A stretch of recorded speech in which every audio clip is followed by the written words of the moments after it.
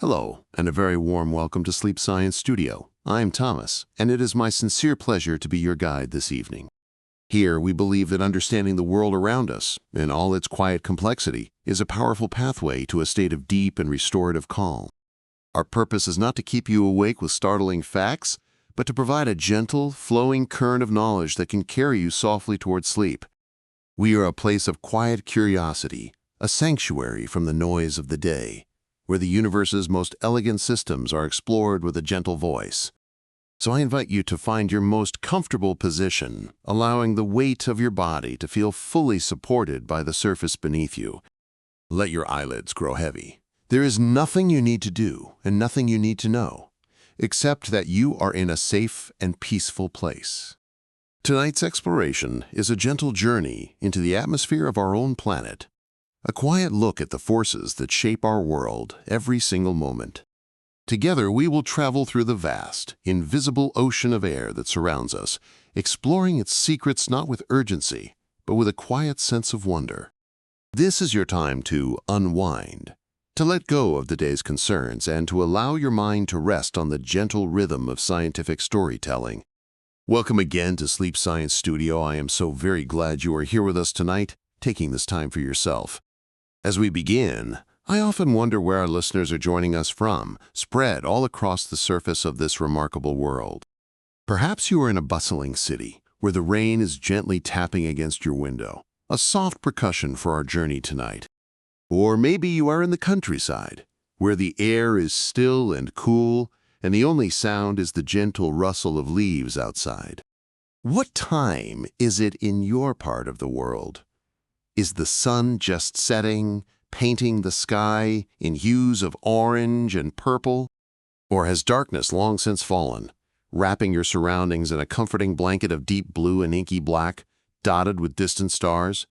It's a comforting thought that all of us, in our different places and our different times, are connected by this shared moment of quiet.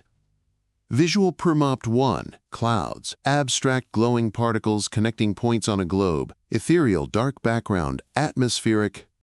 We are all under the same vast atmosphere, the very subject of our quiet exploration this evening, experiencing its many different moods. It connects the heat of the equator to the cold of the poles, the moisture of the ocean to the dryness of the desert. And in this moment, it connects us, a community of minds, settling down, preparing for the peace and restoration that sleep provides. Wherever you are, and whatever time it may be, I hope you are feeling comfortable and ready to let the world outside simply fade away. Before we delve deeper, if you find value in these sessions, a simple click of the like button helps our studio reach others seeking calm. And if you wish to join us for future explorations, consider subscribing. It is a quiet, simple gesture that we appreciate immensely. Our library of scientific narratives will always be here for you whenever you need a calm voice and a gentle journey to guide you towards rest. There is no pressure to do so. Your presence here, in this moment, is more than enough. We are simply glad to provide this space for you. Now, I must confess, I hope this exploration isn't too interesting. The goal, after all, is not to captivate you into wakefulness. Instead, I hope the cadence of the information, the steady rhythm of the facts, becomes a kind of lullaby for your curious mind. A story so grand and so constant that it gives your thoughts a safe place to rest, rather than a puzzle it needs to solve. So please, feel free to drift off at any point. The information will still be here if you ever wish to return. Your relaxation is the primary purpose of our time together. The science is merely the vessel we use to get there, the gentle current we ride. Let my voice be a soft, ambient sound in the room, a steady presence that allows you to feel secure enough to let go. And now for our usual brief disclaimer. I am an AI narrator, and this content is designed for educational and relaxation purposes only. This session is not a substitute for professional medical advice. If you have concerns about your sleep, please consult with a qualified healthcare provider. With that said, let us continue our process of settling in. Take a slow, deep breath in through your nose, filling your lungs completely. And now, a long, slow, gentle exhale, Feel the tension in your shoulders and your jaw begin to soften and release with the outward breath. Notice the gentle rise and fall of your chest or your abdomen, a simple, automatic rhythm that has been with you your entire life. There is a profound comfort in these automatic processes, these systems that work perfectly without any conscious effort from you. They are simply happening. Feel the texture of the blankets or the sheets against your skin. Notice the temperature of the air as it touches your face. Ground yourself in these simple, physical sensations. They are the anchors that hold you in the present moment, a safe harbor from wandering thoughts. You are here, now, safe, comfortable, and warm, and you are ready to begin our quiet journey into the sky above. Let your mind be open but not expectant. Let it be a vessel, ready to be filled with the gentle story of our planet's weather. We so often experience weather as a simple fact of life. Rain, sun, wind, or snow, a condition to be dressed for or planned around. But tonight, we will pull back the curtain just a little to glimpse the immense and elegant engine that drives these daily phenomena. We will look at weather not as an inconvenience or a blessing, but as a story. A story of energy, water, and air told on a planetary scale. It is the story of a delicate dance between the sun's immense power and the Earth's graceful spin through the cold darkness of space. This dance creates everything from the gentlest breeze that rustles the leaves outside your window to the most powerful hurricanes churning over the ocean. And it all begins with a single, silent, fundamental source of power, an unimaginable distance away. Our sun, a star, like any other. So let us begin our story there, 93 million miles from where you rest now, in the heart of a thermonuclear furnace of incredible scale. This is the ultimate engine of our atmosphere. Its light, its heat, its energy is the first and most vital ingredient in the recipe for weather. Imagine that energy traveling silently across the vacuum of space, a constant stream of photons on a long journey towards our small blue world. It is a journey of just over 8 minutes, but it is the journey that makes everything possible. The warmth on your skin, the food we eat, the air we breathe. As this solar energy, this constant stream of light and heat, reaches our world, it begins to interact with the thin, fragile veil of our atmosphere. This incoming solar radiation, a term scientists call insolation, is not a harsh or violent force, but a gentle and life-giving stream. It passes through the upper layers of the atmosphere, its journey almost complete, ready to deliver the warmth that will set in motion the great, slow dance of the weather. It is the primary input, the first word in a long and complex planetary sentence that describes the creation of a cloud, a breeze, or a single drop of rain. However, this energy is not received equally across the entire surface of our globe. The Earth, being a sphere, presents a curved face to the sun near the equator. The sun's rays arrive almost directly overhead, concentrating their energy into a smaller area. Think of it like a focused beam of light, delivering its warmth with great efficiency. This direct and concentrated insolation is why the equatorial regions are so consistently warm, a belt of thermal surplus that wraps around the planet's waist, creating the lush, vibrant ecosystems we see in the tropics. But as you move away from the equator towards the poles, the story of this energy changes. The curvature of the Earth becomes more pronounced, and the sun's rays arrive at a much shallower angle. The same amount of energy is now spread out over a much larger surface area, a glancing blow rather than a direct impact. This dispersal of energy means that the land and sea in these higher latitudes receive far less warmth. It is a simple and elegant consequence of geometry, a fundamental truth of our planet's shape that dictates its most basic climatic patterns. This phenomenon, known as differential heating, is perhaps the single most important concept in understanding our weather. It is the root cause of it all. This imbalance, with a surplus of heat at the equator and a deficit of heat at the poles, creates a constant, gentle pressure. Nature, in its infinite and silent wisdom, abhors such an imbalance. It seeks equilibrium, And the entire, complex, beautiful system of weather is, at its heart, the planet's way of trying to balance its books. It is the story of heat moving from where there is too much to where there is not enough. This process is a slow, powerful, and ceaseless redistribution of thermal energy. The atmosphere and the oceans act as the planet's vast circulatory system, carrying the warmth of the tropics poleward in great meandering currents of air and water.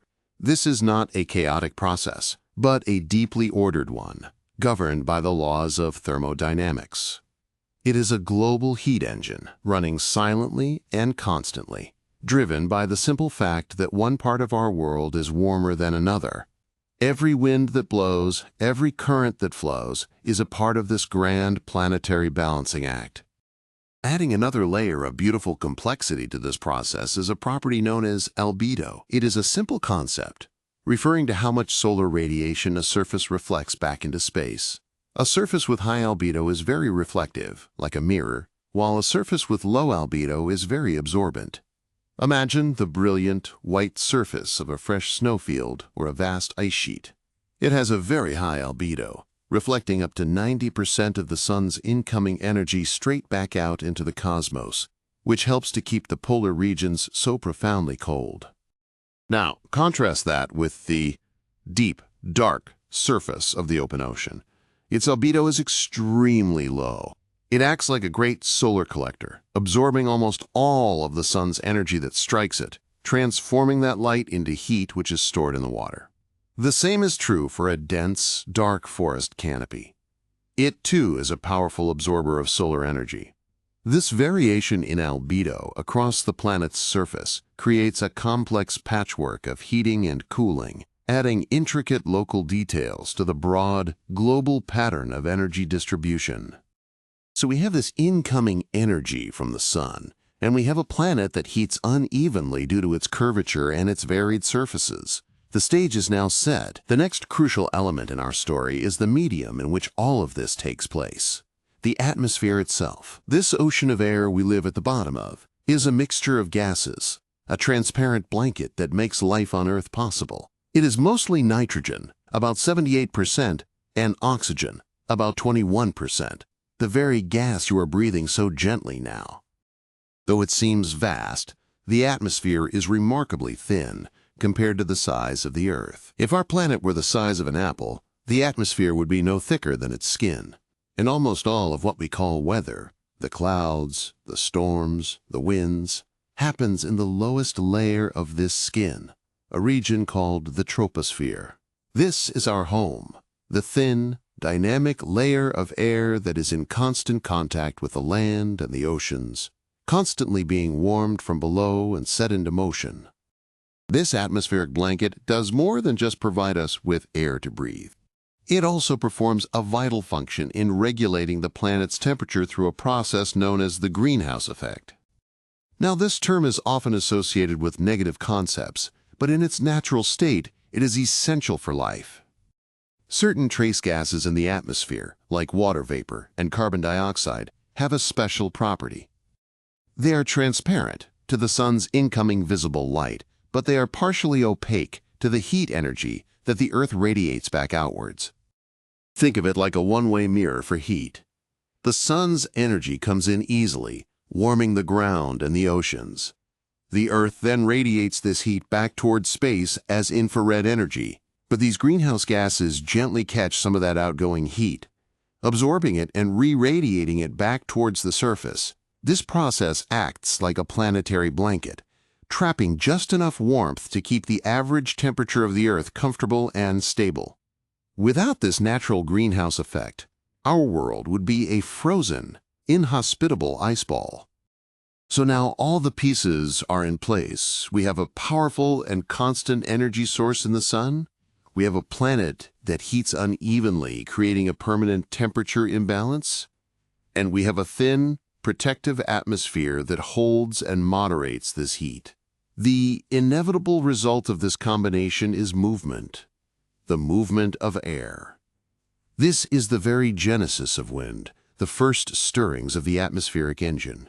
It begins with one of the most fundamental processes in all of physics, convection. Convection is simply the transfer of heat through the movement of a fluid, and for our purposes, the air in our atmosphere is that fluid. When the sun warms the Earth's surface in the tropical regions, the surface in turn warms the layer of air directly above it. As this air becomes warmer, its molecules begin to move faster and further apart. It expands.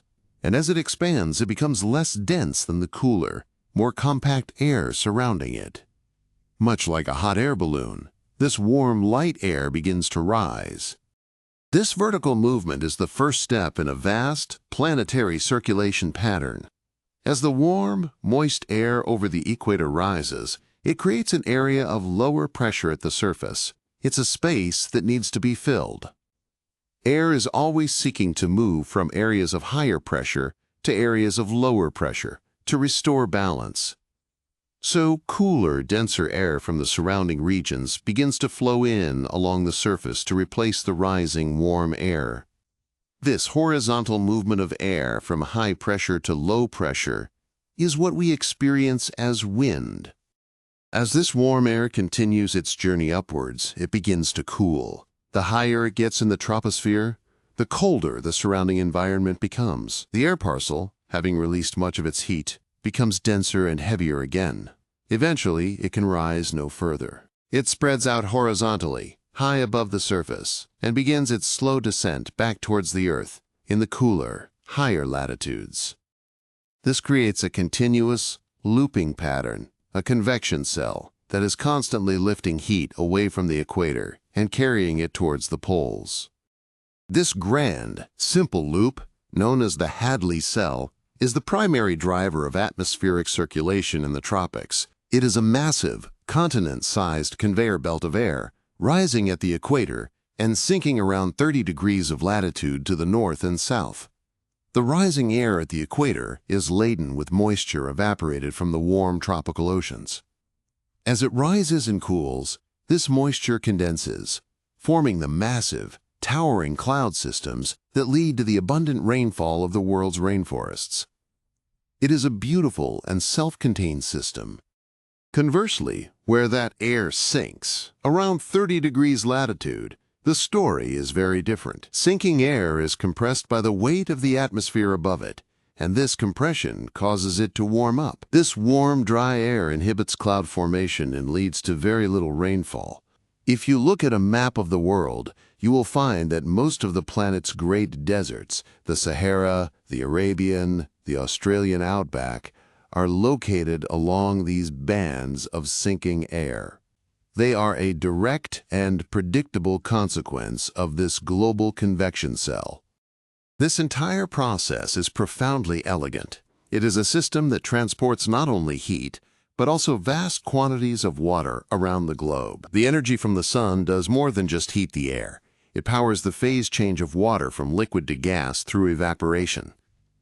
This process absorbs an enormous amount of energy from the ocean's surface, energy that is then stored invisibly within the water vapor itself. This stored energy is known as latent heat, and it is the hidden fuel that powers some of the planet's most dramatic weather. When that water vapor rises and cools and condenses back into liquid water droplets to form a cloud, that latent heat is released back into the atmosphere. This release of heat warms the surrounding air, making it even more buoyant and causing it to rise even faster, drawing more moist air up from below. It is a powerful feedback loop, a self-sustaining engine that can build towering cumulonimbus clouds that reach miles into the sky, the very thunderheads that produce dramatic storms, lightning, and torrential rain. So even in a calm moment, the air around you is part of this immense, interconnected system. A gentle breeze is just a small eddy in a global river of air. The humidity you might feel on your skin is stored solar energy, water vapor on a long journey, waiting for the right conditions to release its heat and become a cloud. Every element of the weather is linked, a chain of cause and effect that begins 93 million miles away with the sun, and is shaped by the elegant physics of our planet's spin, its tilt, and its atmosphere. But the story of atmospheric circulation is not quite as simple as one large convection cell from the equator to the pole. If the Earth did not rotate, that might be the case. However, our planet is constantly spinning on its axis, and this rotation introduces a fascinating and powerful new force into our weather system. It is an apparent force, a consequence of moving across a spinning surface, and it is known as the Coriolis effect. It is this force that adds the beautiful curves and spirals to our weather patterns. The Coriolis effect deflects moving objects, including vast parcels of air and ocean currents, to the right in the northern hemisphere and to the left in the southern hemisphere. It is a subtle force, imperceptible to us in our daily lives, but on the vast scale of the atmosphere, its influence is profound. The wind that tries to flow directly from a high-pressure area to a low-pressure area is gently but persistently nudged sideways by the Earth's rotation, causing it to flow around the pressure centers rather than directly into them. This deflection breaks up that single, simple convection cell we discussed into 3 distinct circulation cells in each hemisphere: the tropical Hadley cell, the mid-latitude Ferrel cell, and the polar cell. These cells act like a series of interlocking gears, all driven by the primary engine of equatorial heating, but shaped and defined by the Coriolis effect. They create the prevailing wind patterns of our planet, the trade winds that sailors once used to cross the oceans, and the westerlies that guide weather systems across North America and Europe. The boundaries where these great circulation cells meet are zones of significant weather activity. The boundary between the cold, dense polar air of the polar cell and the warmer, more moist air of the Ferrel cell is known as the polar front. This is not a static line, but a dynamic, meandering boundary, a battlefield where these 2 great air masses collide. It is along this polar front that many of the low-pressure systems, or cyclones, that bring us our day-to-day weather are born, creating the familiar patterns of clouds, rain, and wind. These low-pressure systems are the swirling vortices you see on weather maps. In the northern hemisphere, the Coriolis effect causes the air to spiral counterclockwise into the center of a low-pressure zone. As the air converges and is forced upwards, it cools and condenses, forming the characteristic comma-shaped cloud patterns of a mid-latitude cyclone. These systems are the great weather makers of the temperate zones, bringing changes in temperature, wind, and precipitation as they march across the continents and oceans.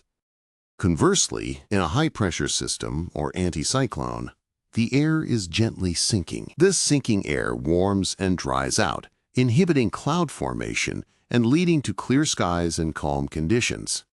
The air spirals outwards from the center of a high-pressure system, rotating clockwise in the northern hemisphere. These are the systems associated with fair weather, sunny days, and light winds.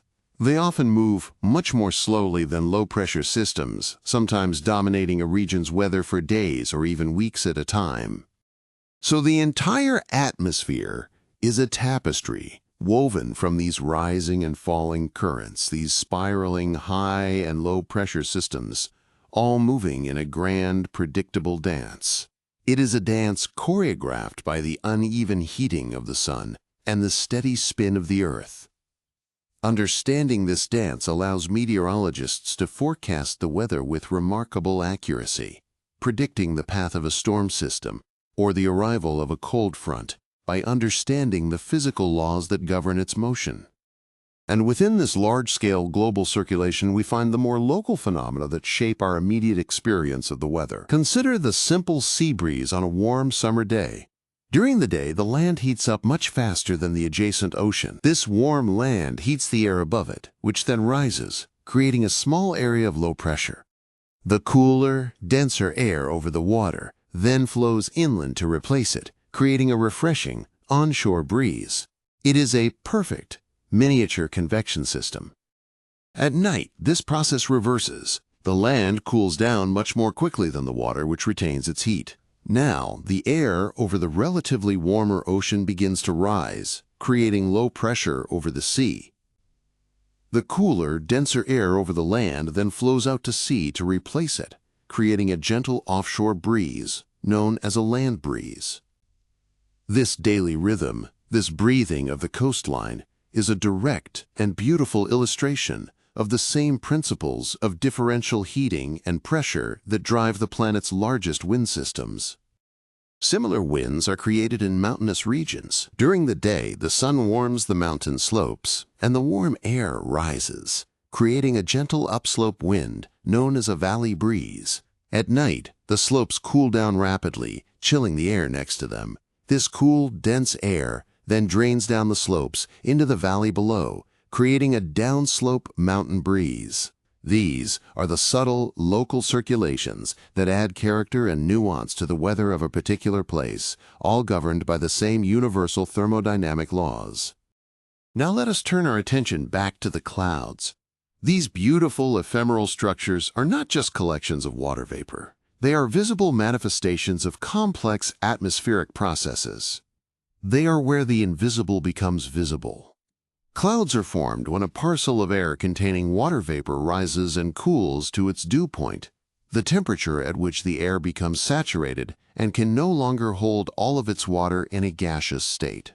At this point, the water vapor begins to condense onto tiny microscopic particles in the air, such as dust, pollen, or sea salt. These particles are called condensation nuclei, and they are essential for cloud formation. Without them, water vapor would require much colder temperatures and higher saturation levels to condense. But with these tiny seeds floating in the air, the water molecules have a surface to cling to, allowing them to transform from an invisible gas into visible liquid water droplets or ice crystals. Billions upon billions of these tiny droplets, each one far too small to see, come together to form the magnificent clouds we observe in the sky. The appearance of a cloud tells a story about the atmosphere in which it formed. High, thin, wispy clouds, known as cirrus clouds, are composed entirely of ice crystals, formed in the very cold upper reaches of the troposphere. Their delicate, feathery appearance is often caused by high-altitude winds, stretching and pulling them into long filaments. They are often the first sign of an approaching weather front, a silent messenger traveling miles ahead of the main system, announcing a change in the weather to come. Lower in the atmosphere, we find the puffy cotton-like clouds known as cumulus clouds. These are the clouds of fair weather, formed by rising thermals of warm air. You can often see their flat bases, all at the same altitude, marking the exact level where the rising air cooled to its dew point and condensation began. On a calm day, they drift lazily across the sky, constantly changing shape, growing and dissipating as the thermals that create them wax and wane. They are the visible peaks of invisible columns of rising air. And then there are the stratus clouds, which form in stable, horizontal layers. They appear as featureless, gray sheets that can cover the entire sky, often bringing with them a sense of gloom or a steady, light drizzle. Unlike cumulus clouds, which are born of vertical motion, stratus clouds form when a large, stable layer of air is gently lifted and cooled over a wide area, often by the approach of a warm front. They are a sign of stability in the atmosphere, a quiet and uniform expression of condensation. When these cloud droplets or ice crystals grow large enough, they can no longer remain suspended in the air by the updrafts that created them. Gravity begins to win the gentle tug-of-war, and they start to fall towards the earth. This is the process of precipitation. Whether it falls as rain, snow, sleet, or hail depends entirely on the temperature profile of the atmosphere it must travel through on its long journey down to the surface.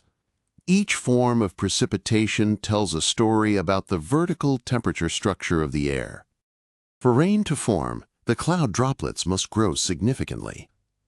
This happens through a process of collision and coalescence, where larger droplets fall faster, sweeping up smaller droplets in their path, growing bigger and bigger until they are heavy enough to fall. In colder clouds, a process involving ice crystals is more efficient. Tiny ice crystals grow rapidly by drawing water vapor from the surrounding supercooled water droplets, eventually becoming heavy snowflakes. If they fall through air that is entirely below freezing, they reach the ground as snow. If a snowflake falls through a layer of warmer air, it will melt into a raindrop. If that raindrop then passes through a shallow layer of freezing air just above the ground, it can refreeze into a tiny ice pellet, which we call sleet. And if the raindrop remains liquid as it falls through the cold air, becoming supercooled. It will freeze instantly on contact with any surface it touches, creating a dangerous and beautiful coating of ice known as freezing rain. Each variation is a subtle clue to the complex thermal layers above our heads. The most dramatic form of precipitation is hail, which is born only in the violent updrafts of severe thunderstorms. A small ice particle is suspended in the powerful updraft, where it collects supercooled water droplets that freeze onto its surface. It may fall slightly, then be caught again by the updraft and lifted back up high into the cloud to collect another layer of ice. This cycle can repeat many times, with the hailstone growing larger with each trip until it is finally so heavy that even the storm's powerful updraft cannot support it, and it plummets to the ground. And so, the water cycle is completed. Energy from the sun lifts water from the ocean into the atmosphere as invisible vapor. The winds, born of that same solar energy, transport this moisture across the globe. It condenses into clouds, releases its stored latent heat, and eventually falls back to the surface as precipitation, where it collects in rivers and streams, flowing once more back to the ocean, ready to begin its long, slow, silent journey all over again. It is one of the planet's most fundamental and life-sustaining rhythms. Of course, weather is not always so gentle. The same forces that create a soft breeze or a light rain can, under the right conditions, become concentrated and organized into phenomena of incredible power. Thunderstorms, tornadoes, and hurricanes are not separate from the weather systems we have discussed. They are simply the most intense and focused expressions of them. They are born when the key ingredients of atmospheric instability, moisture, and lift are present in extreme abundance, creating a chain reaction of energy release. A thunderstorm is, at its core, a magnificent and powerful convection engine. It requires a deep layer of warm, very moist air at the surface and much colder air aloft. This creates a highly unstable atmosphere, where a rising parcel of air is so much warmer and more buoyant than its surroundings that it accelerates upwards like a rocket. As the moisture within it condenses, the massive release of latent heat adds even more fuel to the fire, strengthening the updraft and allowing the storm cloud to grow to tremendous heights, sometimes punching into the stratosphere. Within these turbulent clouds, a fascinating electrical phenomenon occurs. The constant collisions between ice crystals, hail, and supercooled water droplets inside the storm act like a natural generator, stripping electrons from one another and creating a separation of electrical charge. Typically, the top of the cloud becomes positively charged, while the middle and lower portions become negatively charged. The ground beneath the storm, in turn, often develops a positive charge. The atmosphere, which is a poor conductor, acts as an insulator between these vast regions of opposite charge. When the electrical potential between these charged regions becomes too great for the air to insulate, a massive electrical discharge occurs to neutralize the imbalance. This is lightning. It can happen within a single cloud, between two different clouds, or, most dramatically, between the cloud and the ground. The lightning channel heats the air around it to a temperature hotter than the surface of the sun in a fraction of a second. This instantaneous, explosive heating causes the air to expand violently, creating a powerful shock wave that we hear as thunder. Because light travels so much faster than sound, we see the flash of lightning almost instantly, while the sound of the thunder takes time to reach us. By counting the seconds between the flash and the rumble, you can estimate the storm's distance. Every 5 seconds represents approximately 1 mile. It's a simple way to gauge the proximity of this awesome display of atmospheric power, a direct sensory experience of the fundamental laws of physics playing out on a grand and beautiful scale. In the most severe thunderstorms, a special condition can arise that leads to the formation of nature's most violent wind, the tornado. This requires not just a powerful updraft, but also a phenomenon known as wind shear, where the wind speed and direction change with height. This shear can cause the air within the storm to begin rotating horizontally, like a rolling pin. The storm's powerful updraft can then tilt this horizontal tube of spinning air into the vertical, concentrating the rotation into a tight, incredibly fast vortex that we call a tornado. And then there are the largest storms on Earth, the vast, spiraling systems known as hurricanes, typhoons, or tropical cyclones. These are not born from a single thunderstorm, but are highly organized, self-sustaining heat engines that form only over the warm waters of the tropical oceans, typically above 27 degrees Celsius. They are the planet's most efficient mechanism for moving heat from the equator towards the poles, a beautiful and terrifyingly powerful expression of nature's drive for equilibrium. A hurricane is fueled directly by the latent heat of condensation. As warm, moist air spirals into the center of the developing storm, it rises and the water vapor condenses, releasing enormous quantities of heat. This heat warms the core of the storm, lowering the pressure further, which in turn strengthens the winds, causing even more moist air to be drawn in. It is a monstrously powerful positive feedback loop. As long as the storm remains over warm water, its fuel source is virtually limitless, allowing it to grow and intensify. The iconic eye of a hurricane is a region of calm and light winds at the very center of this rotating fury. It is formed by air from the top of the storm sinking back down towards the surface. As this air sinks, it warms and dries, clearing the skies and creating this eerie oasis of tranquility, surrounded by the storm's most violent winds in the eye wall. To be in the eye of a hurricane is to be in the quiet heart of one of the planet's most powerful atmospheric phenomena, a testament to the complex, ordered physics that govern even the most seemingly chaotic events. From the gentlest zephyr to the most powerful hurricane, all weather is a single, continuous story. It is the story of energy from a distant star, interacting with the simple geometry of a spherical, spinning planet and the unique properties of water and air. It is a system of immense complexity, yet it is governed by a handful of elegant, understandable physical laws. It is the breath of the planet, a constant rhythmic exhalation of energy that makes our world a dynamic, ever-changing, and living place. Having explored the dynamic and sometimes powerful expressions of weather, let us now turn our attention to the slower, more profound rhythms that govern our planet's climate. The most fundamental of these is the gentle, predictable, and life-affirming cycle of the seasons. This is not a weather event, but the very stage upon which all weather plays out, a slow and graceful tilt of the entire world towards and away from the sun. The seasons are a reminder of the planet's constant motion, its orbital journey, which brings with it a tide of warmth and coolness, of growth and of rest. The common misconception is that seasons are caused by the Earth being closer to or farther from the sun in its elliptical orbit. In reality, the cause is far more elegant and subtle. It is due to the fact that our Earth does not spin on an axis that is perfectly vertical relative to its orbit.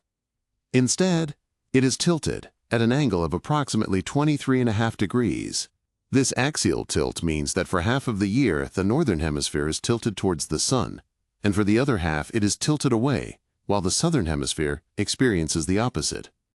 When your hemisphere is tilted towards the sun, you experience summer. The sun's rays arrive more directly just as they do at the equator, concentrating their energy and delivering more warmth. The days are also longer, allowing more time for the sun to heat the land and the sea. This combination of direct sunlight and longer days creates the characteristic warmth and vitality of the summer months. It is a period of maximum energy input, a time when the planetary engine in your part of the world is running at its peak. Conversely, when your hemisphere is tilted away from the sun, you experience winter. The sun is lower in the sky, and its rays arrive at a much shallower angle, spreading their energy over a wider area and providing less warmth. The days are shorter, and the nights are long, allowing more time for the heat absorbed during the day to radiate back out into space. This energy deficit leads to the cold, quiet stillness of winter, a time of dormancy and conservation. It is a predictable and necessary part of the planet's annual energy budget. The moments of transition between these two extremes are the equinoxes and the solstices. The solstices mark the points of maximum tilt, the longest day of the year in summer and the shortest day in winter, when one of the poles is pointed most directly towards the sun. The equinoxes, in spring and autumn, are the halfway points, when the Earth's tilt is sideways to the sun, and day and night are of nearly equal length all across the globe. These are not single days, but moments in our orbit, precise points in the great, silent celestial dance. This seasonal cycle is the master clock for so many of Earth's biological systems.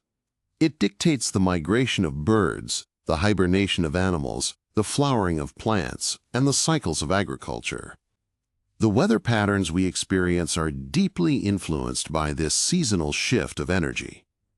The location of the jet streams, the tracks of storm systems, and the intensity of monsoons all shift north and south in a slow annual rhythm, following the sun. The seasons are the quiet, foundational heartbeat that underlies the daily fluctuations of the weather. Just as the atmosphere works tirelessly to balance the heat between the equator and the poles, the oceans play a profoundly important, though much slower, role in this process. The sheer volume of water on our planet acts as a massive thermal reservoir, a planetary battery for storing the sun's energy. Water has a very high specific heat capacity, meaning it can absorb an enormous amount of heat without its own temperature increasing very much. It is the great moderator, absorbing summer's excess heat and slowly releasing it during the winter. This is why coastal areas typically experience much more moderate climates than inland continental regions. The ocean acts as a giant thermostat, preventing extreme temperature swings. In the summer, the cool ocean keeps the coastal air from getting too hot, and in the winter, the relatively warm ocean releases its stored heat, keeping the air from getting too cold. This immense thermal inertia of the oceans is a crucial element in creating a stable and habitable climate, a gentle hand that smooths out the sharp edges of the seasonal energy cycle. But the oceans do not just store this heat, they move it. A system of vast, interconnected ocean currents, often called the global conveyor belt, circulates water around the entire planet. This circulation is driven by differences in water temperature and salinity, which together affect the water's density. In the cold polar regions, the seawater becomes very cold and salty, and therefore very dense. This dense water sinks to the deep ocean, beginning a slow, centuries-long journey along the ocean floor towards the equator. This sinking water is replaced by warmer surface waters flowing in from the tropics. One of the most famous of these warm currents is the Gulf Stream in the Atlantic Ocean. It carries an immense volume of warm tropical water northward, past the coast of North America, and across the Atlantic towards Europe. The heat that this current releases into the atmosphere is what gives Western Europe a much milder climate than it would otherwise have at its high latitude. It is a river of heat within the ocean, a vital part of the planet's circulatory system. This deep coupling between the ocean and the atmosphere is a dance of two fluids, one moving quickly, the other moving with incredible slowness and power. The atmosphere drives the surface currents with its winds, while the ocean's temperature patterns profoundly influence the atmosphere above it. Sometimes, this delicate dance can shift its rhythm, leading to large-scale changes in global weather patterns that can last for months or even years. The most significant of these is a phenomenon known as the El Niño Southern Oscillation, or ENSO. The ENSO cycle is a periodic shift in the sea surface temperatures and atmospheric pressures across the equatorial Pacific Ocean. Under normal, or neutral conditions, the strong trade winds blow from east to west across the Pacific. These winds push the warm surface water towards the western Pacific, piling it up near Indonesia and Australia. This makes the sea level in the west slightly higher, and the water much warmer. In the eastern Pacific, off the coast of South America, this westward moving surface water is replaced by cold, nutrient-rich water from the deep ocean, a process called upwelling. During an El Niño event, this entire pattern weakens or even reverses. The trade winds falter, and that large pool of warm water that was piled up in the western Pacific begins to slosh back eastward, spreading across the entire equatorial Pacific. The upwelling of cold water in the east is suppressed, and the sea surface temperatures there become much warmer than average. This is not a small change. It is a massive rearrangement of heat in the world's largest ocean, and its effects ripple outwards across the globe. This vast area of warm water releases a tremendous amount of heat and moisture into the atmosphere above it, altering the normal patterns of tropical rainfall and atmospheric circulation. It shifts the position of the jet streams, those high-altitude rivers of air that steer weather systems. As a result, El Niño can lead to droughts in some parts of the world, like Australia and Indonesia, while causing heavy rains and flooding in others, such as the southern United States and Peru. It is a powerful demonstration of how interconnected our planet's climate system truly is. The opposite phase of this cycle is known as La Niña. During a La Niña event, the normal pattern intensifies. The trade winds become even stronger than usual, pushing more warm water to the west and increasing the upwelling of cold water in the east. This makes the sea surface temperatures in the central and eastern Pacific even colder than average. The effects of La Niña are often, though not always, the opposite of El Niños, bringing different patterns of drought and rainfall to different regions of the world. The NSO cycle is a natural, recurring rhythm of our planet. It is not a storm, but a slow oscillation, a planetary-scale breathing that occurs every 2 to 7 years. Scientists monitor it closely, using a network of buoys and satellites to track the ocean temperatures, as understanding which phase of the cycle we are in is a key element of long-range weather forecasting. It is a perfect example of how the slow, vast memory of the ocean can exert a powerful and lasting influence on the fast, chaotic behavior of the atmosphere. Let us return to those high-altitude rivers of air we mentioned, the jet streams. These are narrow bands of very strong winds, typically flowing from west to east, located in the upper levels of the troposphere, near the altitude where commercial airliners fly. They are not random currents. They are found at the boundaries between the major atmospheric circulation cells, like the polar front, where there is a large temperature contrast between the adjacent air masses. This temperature difference is what creates the strong pressure gradient that drives these incredibly fast winds. There are typically two main jet streams in each hemisphere, the polar jet and the subtropical jet. The polar jet is the stronger and more variable of the two, and it has a profound impact on the weather in the mid-latitudes. It acts as a steering current for the low-pressure systems and weather fronts at the surface. The path of the jet stream is not a straight line. It meanders in great, looping waves around the globe, known as Rossby waves. The position of these waves, the peaks or ridges, and the valleys or troughs, determines where areas of high and low pressure will form and move. When the jet stream is flowing in a relatively straight zonal pattern, weather systems tend to move quickly from west to east, bringing frequent but brief changes in the weather. However, when the jet stream develops large, amplified waves, the weather patterns can become stuck. A deep trough in the jet stream can allow cold, polar air to plunge far to the south, bringing a prolonged cold spell. A strong ridge can allow warm, tropical air to surge northward, leading to a heat wave. The jet stream is the unseen architect of our long-term weather patterns. Pilots of eastbound aircraft will often try to fly within the jet stream to take advantage of its powerful tailwind, saving time and fuel. Conversely, westbound flights will try to avoid it.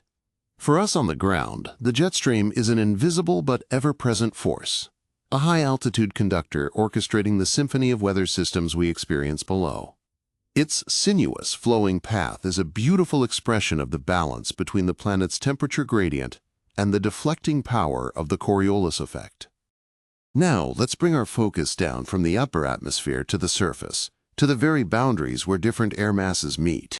An air mass is a huge body of air, often thousands of miles across, that has taken on the temperature and moisture characteristics of the surface over which it formed.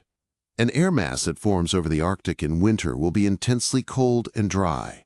One that forms over the Gulf of Mexico in summer will be hot and humid. Weather, as we experience it day to day, is often simply the story of these different air masses moving and interacting.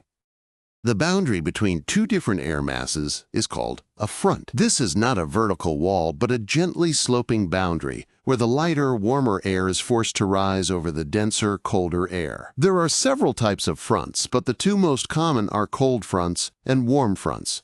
They are named for the type of air that is advancing and displacing the other.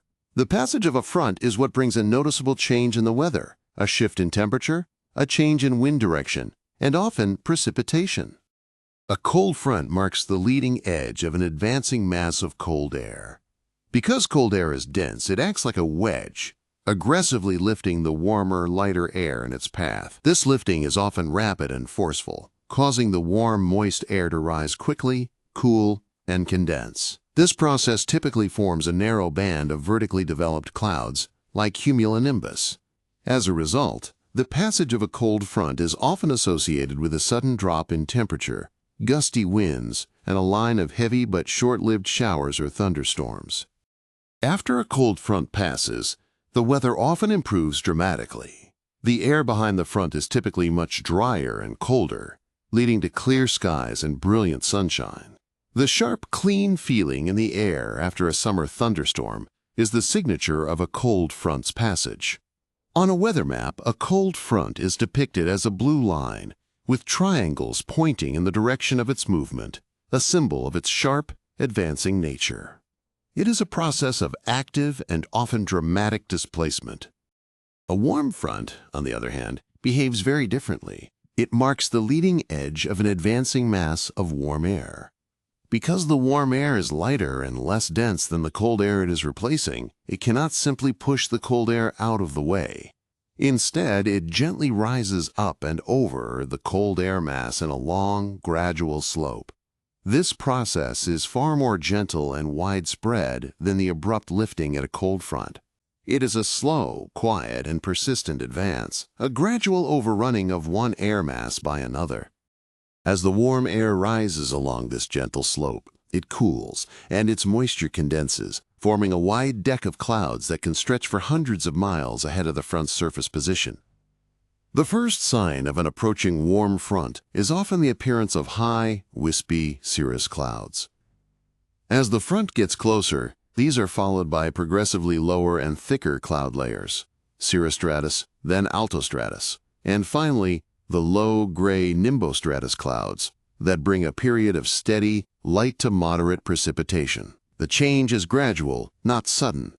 The precipitation associated with a warm front can last for a long time, as you are moving through a very wide area of cloud cover.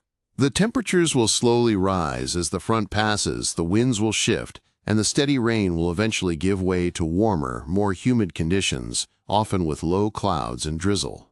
On a weather map, a warm front is shown as a red line with semicircles pointing in the direction of its movement, a symbol of its gentle, rounded advance. It is a much more serene and prolonged weather event. Sometimes, a cold front, which generally moves faster, will catch up to and overtake a warm front. When this happens, it creates a more complex boundary known as an occluded front. In this situation, the warm air mass that was caught between the two fronts is lifted completely off the ground.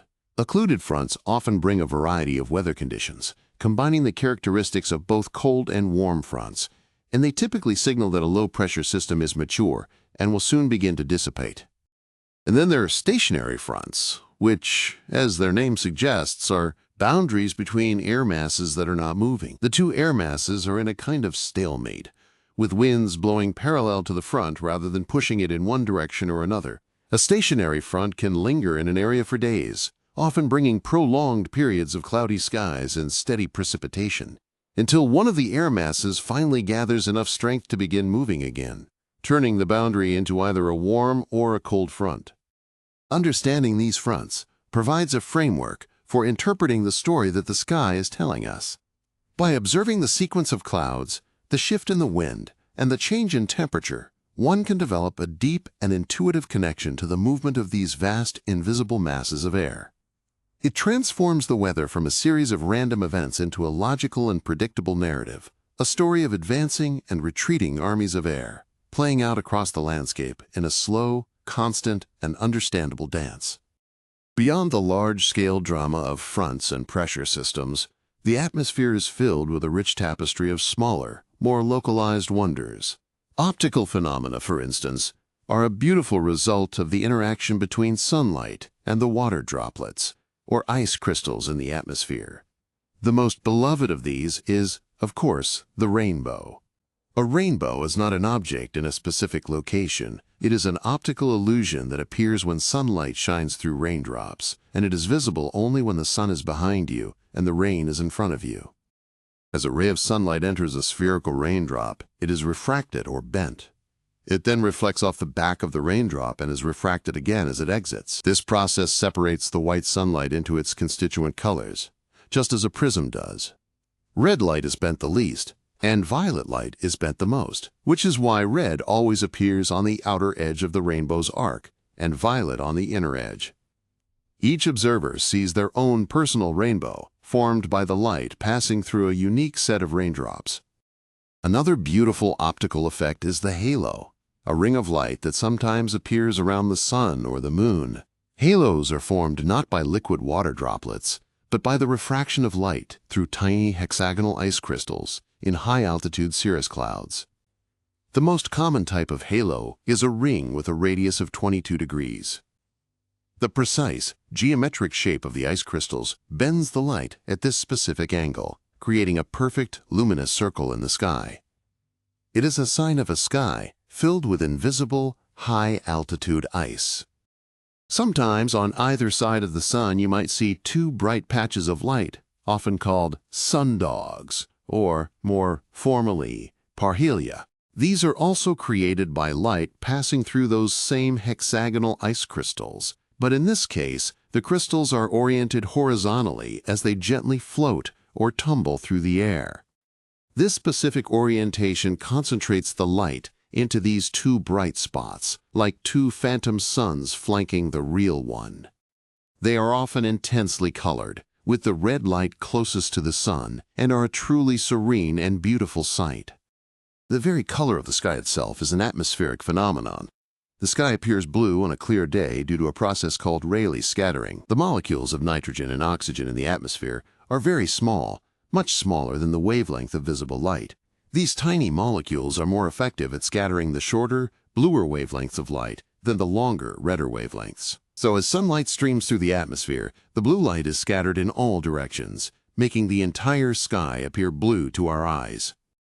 At sunrise and sunset, however, the story changes. When the sun is low on the horizon, its light has to travel through much more of the atmosphere to reach our eyes. By the time it gets to us, most of the blue and green light has been scattered away from our line of sight. What remains are the longer wavelengths of light, the yellows, the oranges, and the reds.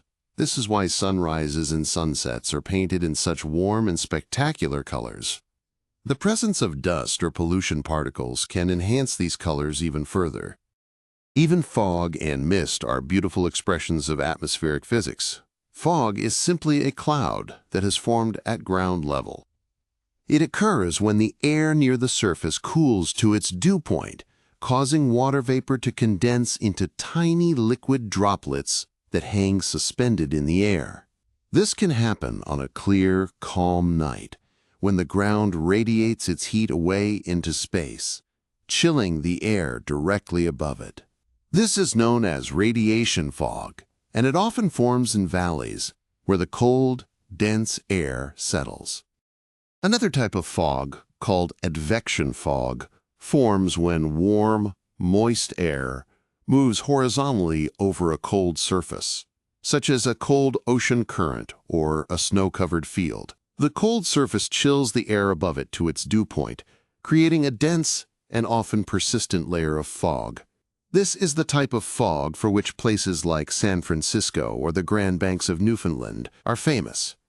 It is the signature of warm, moist air on a journey over a cold sea. From the grandest circulation cell to the smallest fog droplet, the weather is a system of profound interconnectedness.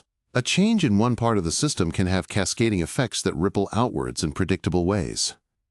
Meteorologists today use this understanding to create sophisticated computer models of the atmosphere. These models are essentially virtual Earths, where the fundamental equations of physics that govern the motion of fluids, the transfer of heat, and the change of state of water are solved again and again. These models begin with a snapshot of the current state of the atmosphere, taken from a vast global network of weather stations, satellites, weather balloons, and aircraft. They then use supercomputers to calculate how this state will evolve, step by step, into the future. The accuracy of weather forecasting has improved dramatically over the decades, a testament to our growing understanding of this complex system and our increasing computational power. It is a remarkable human achievement, born of quiet, patient observation and scientific rigor. And yet, despite our best efforts, the atmosphere will always retain an element of unpredictability. This is because it is a chaotic system, in the scientific sense of the word. This doesn't mean it is random. It means that it is exquisitely sensitive to its initial conditions. A tiny, imperceptible difference in the starting state of the atmosphere, a butterfly flapping its wings, as the famous metaphor goes, can lead to vastly different outcomes several weeks later. This is known as the butterfly effect, and it places a fundamental limit on the long-term predictability of weather. This is why weather forecasts become less certain the further out in time they go. A forecast for tomorrow is likely to be very accurate, but a forecast for 2 weeks from now is much less so. To account for this chaos, forecasters often run their models many times, each with slightly different starting conditions. This creates an ensemble of possible future outcomes. If most of the model runs agree on a particular outcome, the forecast has high confidence. If the runs diverge wildly, the forecast is considered to have low confidence. This inherent unpredictability is not a failure of our science, but a fundamental property of the system itself. It speaks to the infinite complexity and richness of the interactions taking place every moment in the ocean of air above us. It invites a sense of humility and wonder. We can understand the rules of the game with great precision, but we can never know the outcome of every single play. There is always room for surprise, for a subtle shift that sends the system down an unexpected but equally valid path. Let us shift our perspective now, from the global to the deeply personal. The weather does not just happen around us, it happens to us. It influences our moods, our choices, and our sense of well-being. The warmth of the sun on our skin is a direct transfer of thermonuclear energy from a star 93 million miles away. The feeling of a cool breeze is the planet's heat engine at work, air moving from high pressure to low, a tiny part of a global circulation. We are not separate from these processes. We are immersed in them. The sound of rain on a roof is one of the most universally comforting sounds. It is the sound of the water cycle completing itself, of water returning to the earth to nourish the soil and fill the rivers. The rhythmic, gentle percussion has a calming effect on our nervous system, masking other, more jarring noises and creating a sense of safety and enclosure. It speaks to a primal part of our consciousness, a feeling of being sheltered from the elements, warm and secure inside, while the world outside is being washed clean. The smell of the air after a thunderstorm, a fresh and clean scent known as petrichor, is another profound sensory experience. This scent is not from the rain itself, but is a combination of oils released by plants during dry periods, and a chemical called geosmin, which is produced by soil-dwelling bacteria. When raindrops hit the dry ground, they trap tiny air bubbles, which then shoot upwards, releasing these aromatic compounds into the air as a fine aerosol. It is the scent of the earth itself, awakened by the rain. Even the changing air pressure associated with an approaching storm can be felt by some people, often as aches in their joints. While the exact mechanism is still being studied, it is a tangible reminder that our bodies are sensitive instruments, finely attuned to the subtle shifts in the atmospheric ocean we inhabit. We are barometers of a sort, registering the weight of the air above us, a column of gas that stretches from the top of our heads to the very edge of space, in ways we are only just beginning to understand. As we prepare for sleep, it can be comforting to think of the night's weather as a continuation of this great, silent story. As the sun sets, the land begins to cool, radiating its stored warmth back to the sky. The winds may die down as the daily convection cycle ceases. Dew may form on the grass as the surface cools to the dew point, a quiet and gentle form of condensation. The atmosphere does not stop working at night. It simply shifts into a different, calmer rhythm, one of release and rest.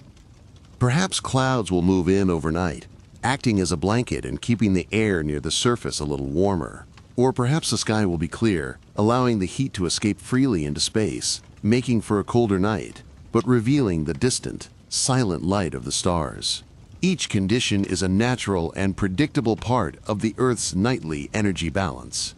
Each is a state of being for the atmosphere, as it transitions from the energy-gaining phase of the day to the energy-losing phase of the night. So as you rest now, feel yourself as a part of this immense and elegant system.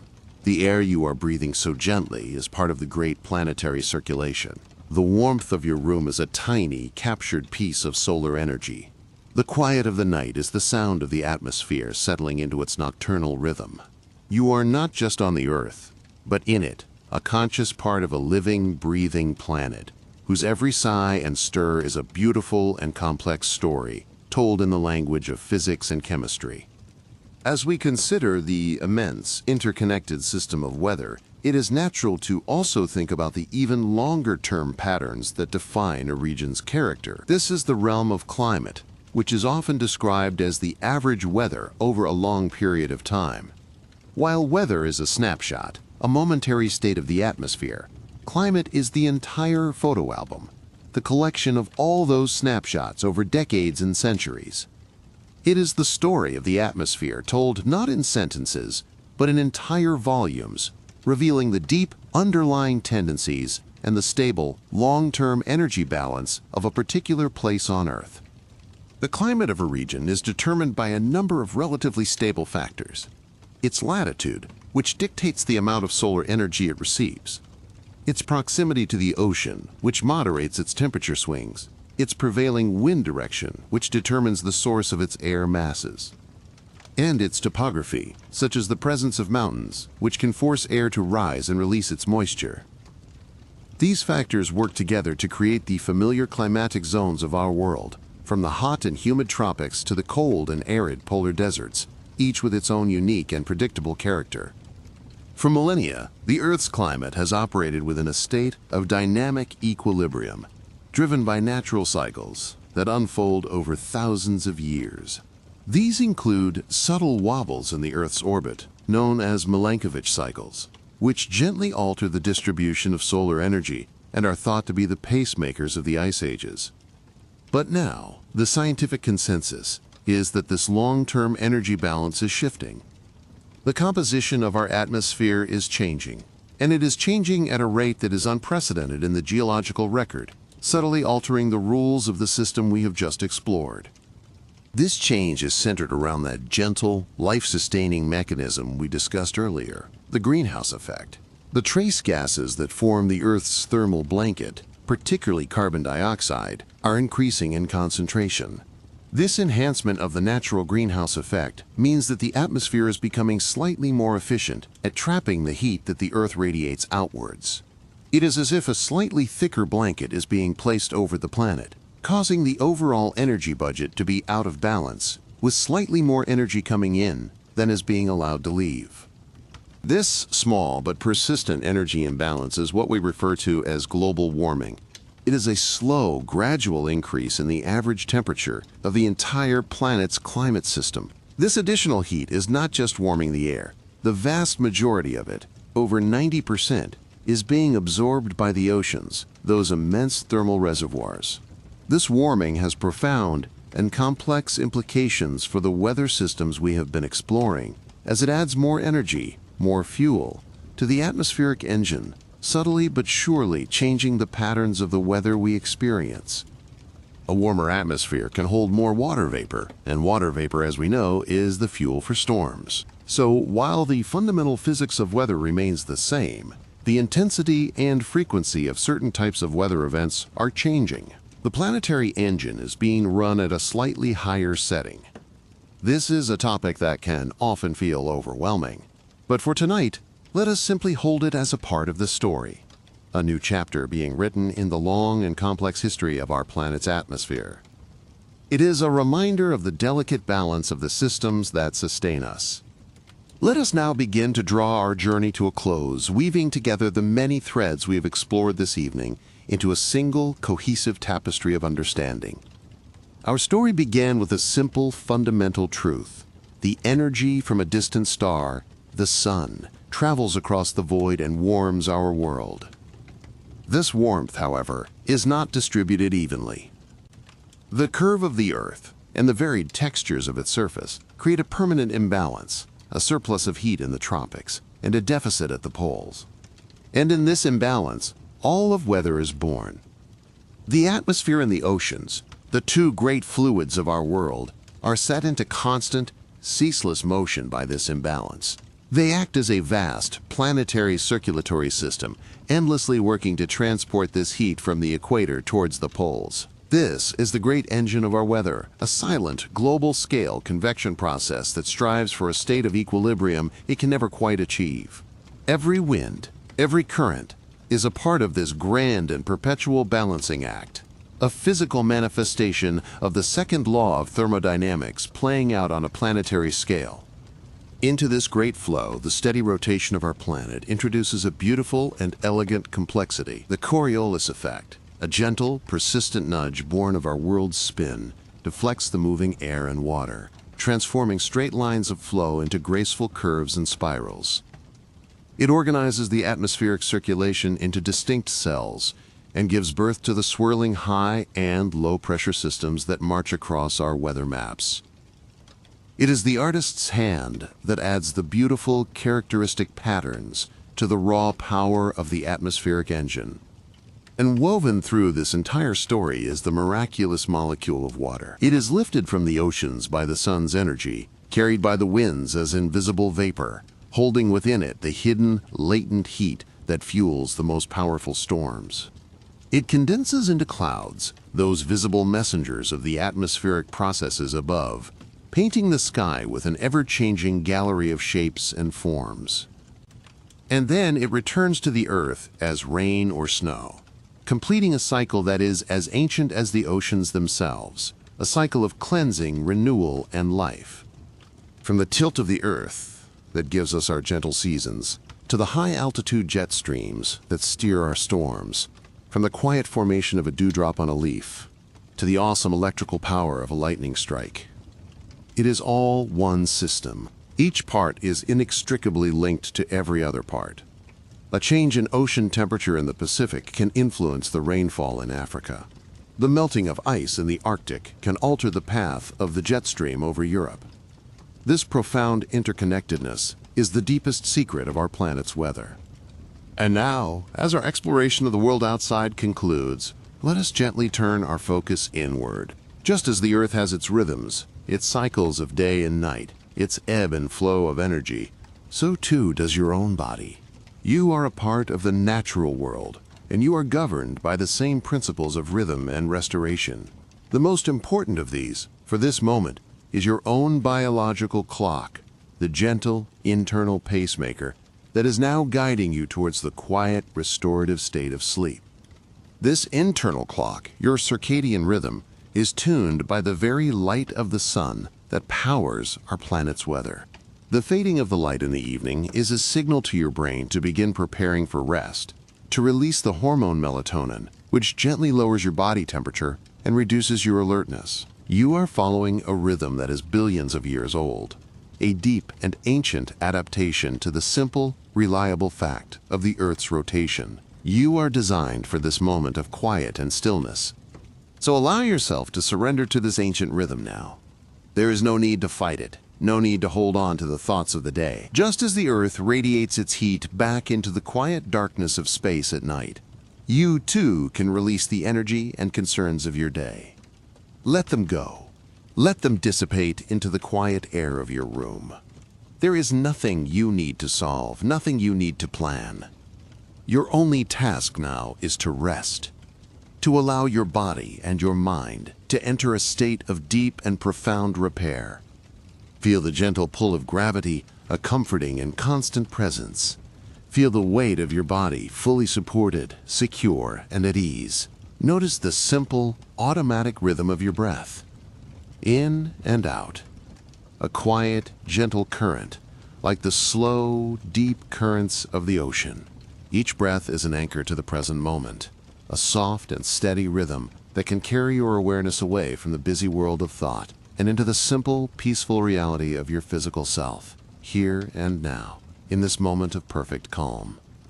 If thoughts should arise, as they often do, simply acknowledge them without judgment. See them as clouds drifting across the vast, open sky of your mind. You do not need to follow them or engage with them. Simply notice them, and then gently return your focus to the feeling of your breath. The clouds will pass, as they always do, leaving behind the clear, calm, quiet space of your own awareness. This is a skill, a gentle practice of letting go, and this is the perfect time to practice it. I hope our journey tonight has provided a soft and interesting place for your mind to rest. I hope the story of our planet's atmosphere, with its beautiful complexity and its elegant, underlying order, has brought a sense of intellectual comfort and wonder. It is a comforting thought that the world is governed by such reliable and understandable principles. It is a story of balance, of flow, and of constant, gentle change. A perfect story to fall asleep to. Here at Sleep Science Studio, this is our deepest wish: to provide a sanctuary of sound, a calm harbor where your mind can feel secure enough to let down its guard and drift into the peaceful waters of sleep. We believe that understanding the universe, even in some small way, is a pathway to understanding the peace that lies within ourselves. The order of the cosmos is reflected in the quiet order of a mind at rest. So let my voice now become just another sound in your room, a gentle murmur on the edge of your awareness. As you continue to drift, you may find yourself in that wonderful, hazy state between wakefulness and sleep, a state known as hypnagogia. It is a dreamlike state where thoughts become more fluid and images may begin to form. This is a natural and beautiful part of the process of falling asleep. It is the antechamber to the world of dreams. Feel free to linger here, to float in this gentle current, knowing that it is carrying you exactly where you need to go. The knowledge we have shared tonight is not yours to hold on to. Let it dissolve.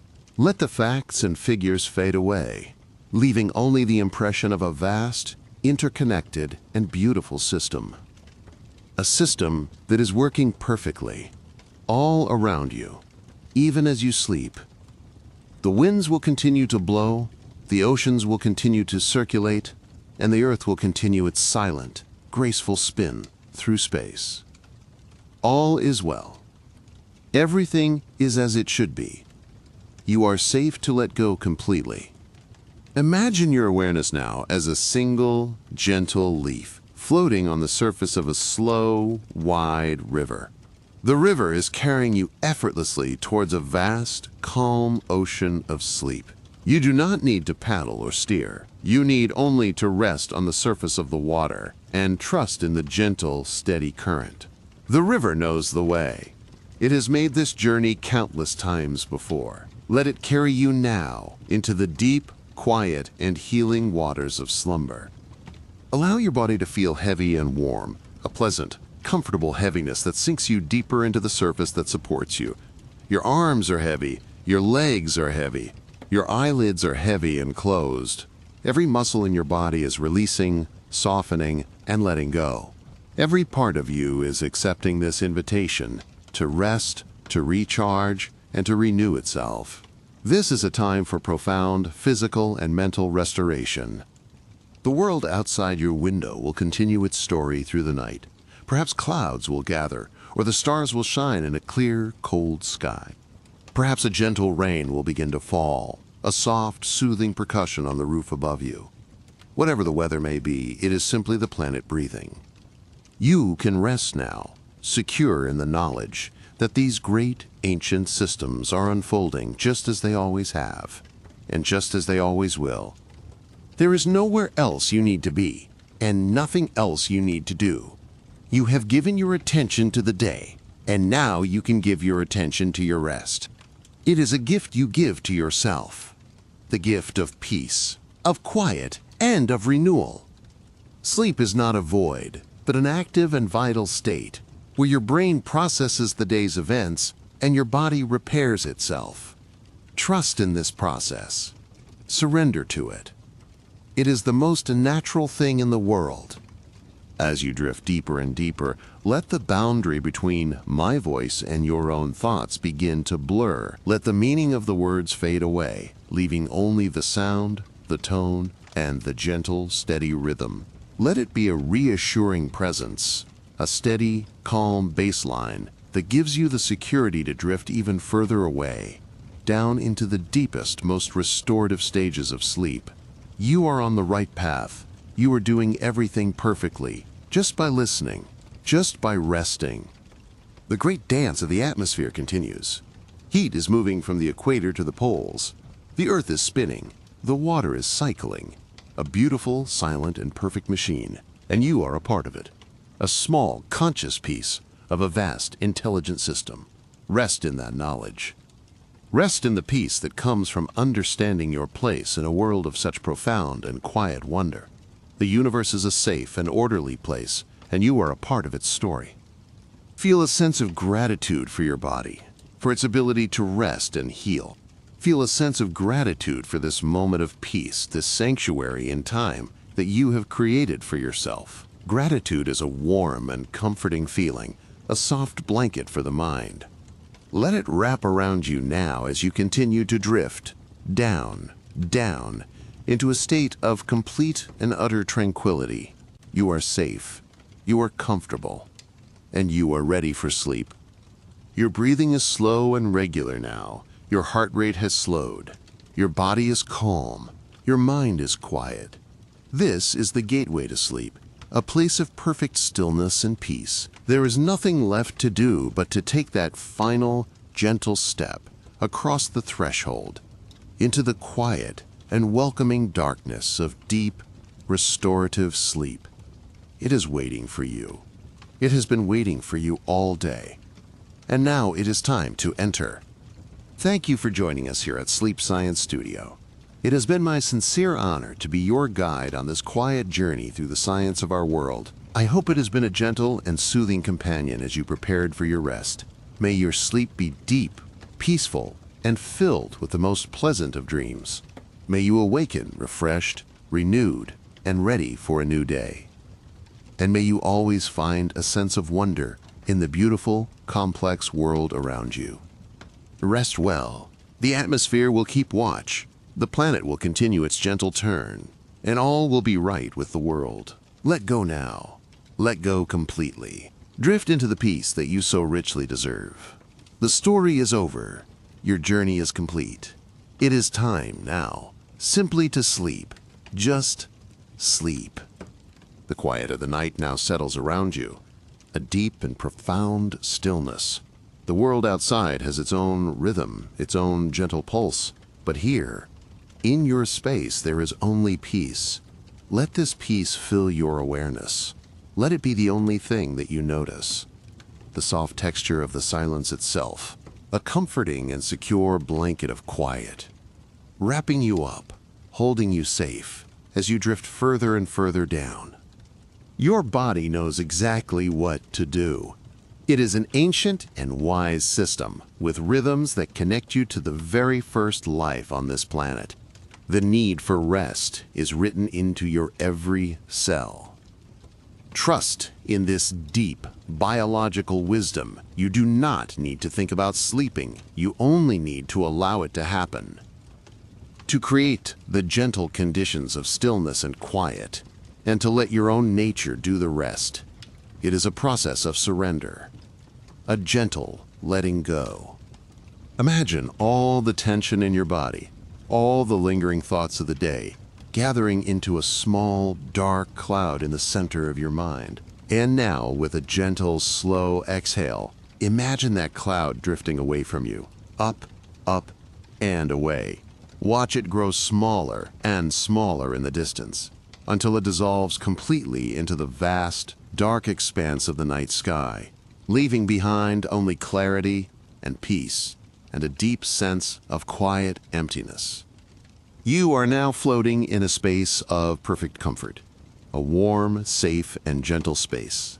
There are no edges, No demands, no expectations. There is only the soft, gentle sensation of being. Your awareness is diffuse, like soft fog settling in a quiet valley. There is nothing to hold on to, nothing to grasp, simply the feeling of floating, peacefully, calmly, in a state of profound and deep relaxation. This is your space, your sanctuary. The gentle rhythm of your breathing continues, slow, deep, and even. Each breath in draws in calm and tranquility. Each breath out releases any last trace of tension. Breathing in peace, breathing out release.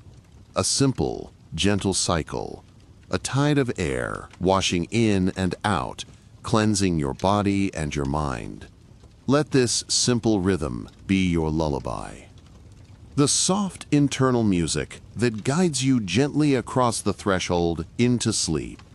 The need for words is fading now. The need for thought is fading. All that is left is sensation. The feeling of warmth, the feeling of softness, the feeling of stillness. Let your mind rest in these simple, pure sensations. They are the language of the body, the language of deep rest. Allow yourself to become fully absorbed in this simple, peaceful, physical reality. You are here, you are now, and you are deeply, deeply at peace. Every system in your body is slowing down now. Your metabolism is slowing. Your mind is quieting. You are transitioning into a different state of being, a state of healing, a state of restoration. This is a vital and beautiful part of your daily cycle. A necessary journey into the quiet land of sleep, where the work of renewal can take place, preparing you for the light of a new day. Welcome this transition. Embrace it. It is a gift. Let my voice be the last thread you hold on to, and now gently let it go. Allow yourself to drift away from the sound into the silence that lies behind it. The silence is deep and welcoming. It is a vast, calm ocean, and you can float in it for as long as you need. There is nothing to fear. It is a place of absolute safety and peace. It is the peace of your own true nature, the quiet center of your being. The journey is complete. You have arrived at the shores of sleep. The air is still, the water is calm, all is quiet, all is well. Let the gentle waves of drowsiness wash over you, pulling you softly into the deep, deeper and deeper, further and further away from the waking world, into a place of perfect rest, perfect peace, and perfect stillness. Good night, rest now, sleep. And now, only silence. A deep, comfortable, and restorative silence. A space for your mind to be free. A space for your body to heal. Let the silence hold you. Let it comfort you. It is the sound of deep peace. The sound of perfect rest. Drifting now. Floating. A gentle, effortless release into the quiet darkness. There is nothing but peace here. A profound and total peace. Allow yourself to dissolve into it, to become one with the stillness. This is the essence of rest. Your mind is quiet. Your body is still. You are completely at rest. The gentle waves of deep sleep are washing over you now, carrying you away into a world of dreams and restoration. Let go and sleep. The day is done. The journey is over. All that remains is the deep, healing embrace of sleep. Welcome it, surrender to it. It is your time to rest, your time to renew. Sleep now. Sleep deeply, deeper and deeper. So calm, so peaceful, so deeply relaxed. Your breathing is the only anchor, a slow, steady rhythm in the vast ocean of stillness. Follow it down into sleep. The world can wait. All of your concerns can wait. This time is for you. This time is for sleep. Give yourself this gift completely. The gift of letting go. The gift of deep, restorative rest. You are safe, you are secure, and you are sinking gently into the most wonderful, peaceful sleep. Let the last remnants of awareness fade away now, like ripples on a still pond, disappearing into the calm. Rest now. Let the quiet of the night be your companion. Let the darkness be a comforting blanket, and let your dreams be gentle and kind. Sleep well and peacefully until the morning light. The final thoughts are dissolving. The final sensations are fading. You are on the very edge of sleep. One final, gentle breath, and let go. Step across the threshold, into the peace of the night. Sleep. And now, only the deep, the quiet, the calm, the profound and healing stillness of a mind and body completely at rest. Sleep. Just sleep. Sleep.